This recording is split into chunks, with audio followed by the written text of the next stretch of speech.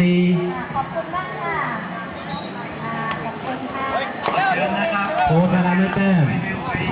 ขอเชิญที่บ้านอานะครับที่มาจากหมู่บ้านต่างๆอำเภอต่างๆแต่ที่ได้มาร่วมกินร่วมตามในงานสลากพัด สามสี่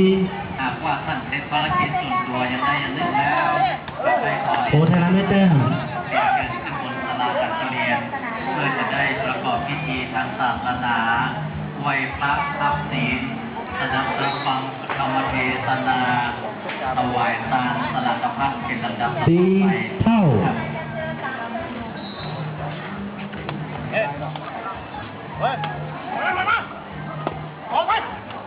โพธารามได้แต้ม